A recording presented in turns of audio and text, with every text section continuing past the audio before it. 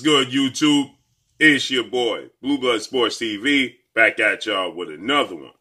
So, we have some very, very interesting news that has been revealed after undefeated 3-division world champion, former junior welterweight undisputed world champion, currently the WBO World Boxing Organization reigning welterweight world champion, superstar boxer, who is widely considered by many to be the #1 best pound-for-pound fighter in the world, Terence "Bud" Crawford. 38 wins, no losses, no draws, 29 big wins by way of knockout. He's 34 years of age, standing 5'8" with a 74-inch arm reach.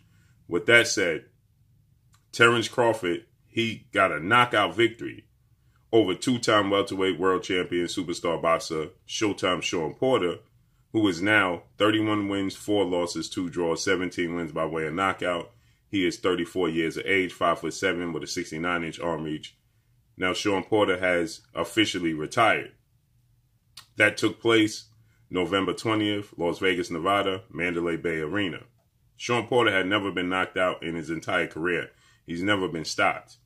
And shocking, in the 10th round, after the first knockdown, there were 2 knockdowns that took place in the 10th round.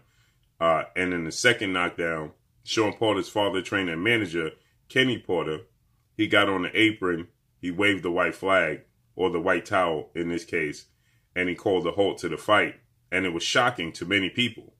You even had undefeated unified WBC IBF welterweight world champion superstar boxer Earl "The Truth" Spence Jr., who is widely considered by many to be top 3 best pound-for-pound fighters in the world. 27 wins, no losses, no draws, 21 wins by way of knockout, 31 years of age, 5'9.5" with a 72-inch arm reach. Errol Spence Jr., who fought Shawn Porter in unification bout September of 2019, he dropped Shawn Porter in the 11th round. Nip and tuck fight, similar to this fight. Errol Spence, he stated, his father, Kenny Porter, stopped it too early. Errol Spence even stated, "I would fire my dad." You had a lot of the boxing world, fans, a lot of boxing pundits, and you had a lot of entertainers, athletes, saying it was too premature of a stoppage. You even had Shawn Porter himself saying he believes that it was a premature stoppage, but he never questioned his dad. But what Shawn Porter did reveal now is that why this chain of events took place. And Shawn Porter, he explains that he simply was not training like Kenny Porter was asking him to do for the first time in his career. Going in with arguably the most risky fighter, meaning that Terence Crawford has knocked out his last 8 opponents going into this fight with Shawn Porter. Terence Crawford is a closer. Terence Crawford is very versatile, switches from orthodox to southpaw very fluidly. So going into this fight with Terence Crawford and Shawn Porter telling the world that this was the most important fight of his career, Shawn Porter has admitted now that he was essentially unofficially feuding with his dad, and he says that he just wasn't listening when Kenny was asking him to do certain things in training camp. He just said that he refused to do these things. So essentially, he was going against the grain, and he stated that Kenny Porter was explaining to him, if you don't do the things that we need to do, this fight is not going to go the way you think it's going to go. And it's not going to go in your favor. And so thus the reason why Kenny stated, I knew going into this fight what the outcome was going to be, because I knew how Shawn Porter was preparing. And so a lot of people, they took aim at Kenny Porter because they feel like Kenny Porter should have kept that in-house. I like the fact that Kenny Porter spoke his truth on the biggest stage, because that just shows he hides nothing and keeps it 100 with his son and his athlete. Now, some people may say that's not the case. May Kenny Porter hide this or don't tell this? I don't know that far in. I'm just talking about this situation. In this case, in this situation, Kenny Porter, he told the truth. And Shawn Porter revealed. Now, people have an issue with Kenny Porter doing it publicly.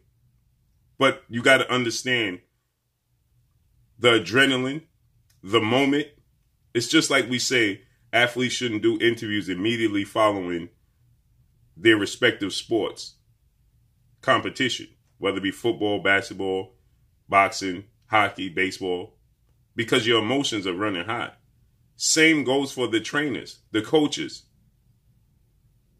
And Kenny Porter, he understood what was taking place in training camp. He understood that his son Shawn was essentially going against the grain the entire training camp. And Shawn Porter, he stated that this was the first time in our 34 years of training or preparing that I would tell him no, and I would refuse to do certain things. And so with that said, he stated right then and there, my father was telling me behind closed doors, this is not going to go the way we want it to. This is not going to play out how you think it's going to play out because you're not doing the necessary things to make it happen. We're not going to be victorious. Thus the reason why Kenny stated, well, I knew he wasn't going to train. I knew he didn't train properly. I knew he had too much going on. And so I knew this was going to be the outcome. Thus the reason why Kenny said I was prepared to throw in the towel before the fight even started. Because of the opponent that you're facing in Terence Crawford. Terence Crawford is a closer. Terence Crawford is the dog amongst dogs. You go into a fight with Terence Crawford and you're not properly preparing for Terence Crawford. We knew when we saw Shawn Porter sleeping at the podium while promoting the fight on ESPN. He was doing his podcast. He was doing commentary. He was trying to train. And he was trying to promote the fight. Terence Crawford wasn't doing these things. And you're talking about Terence Crawford, who already was going into this fight with 8 knockouts in a row. Let me repeat that. 8 knockouts in a row. Who has the ability to switch from southpaw to orthodox. Who has a 5-inch arm reach advantage. Who has a chip on his shoulder the size of the Grand Canyon. Because he has a point to prove. He's looking to make a statement.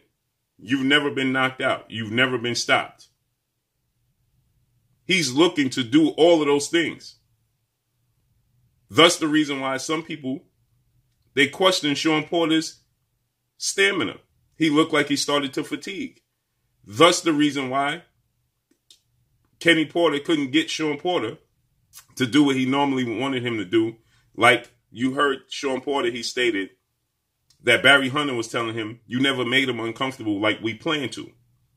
Well, Shawn Porter couldn't make him uncomfortable on a consistent basis because Shawn Porter wasn't training like he should have been. Now, this is no slight to Terence Crawford because there's no guarantee that if Shawn Porter was focused 1,000%, that this wasn't going to be the outcome.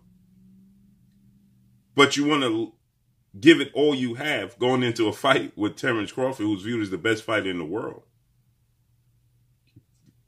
Heighten your chances of this not happening.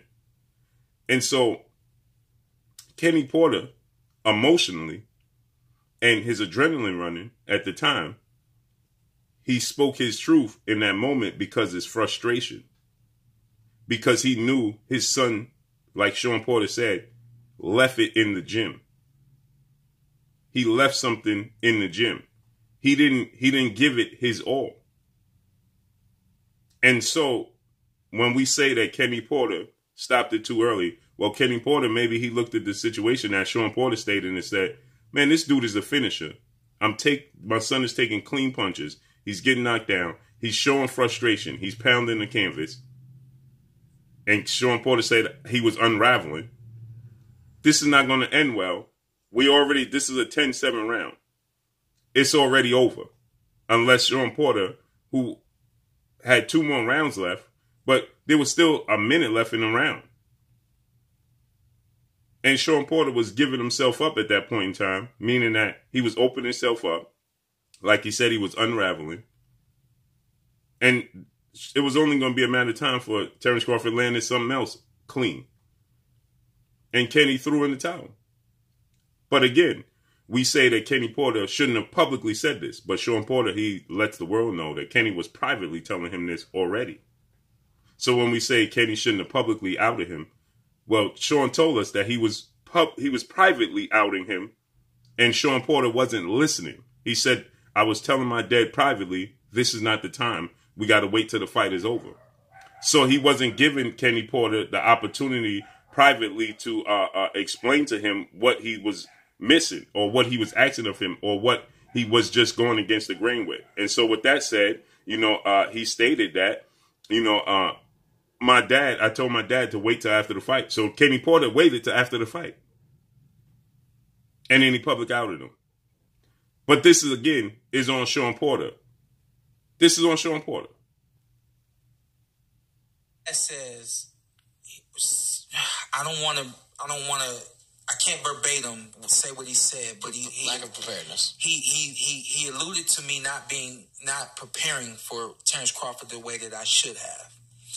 This is the first time in my entire life that my dad told me to do something. I said, I'm not doing that. Proud of you, Mike.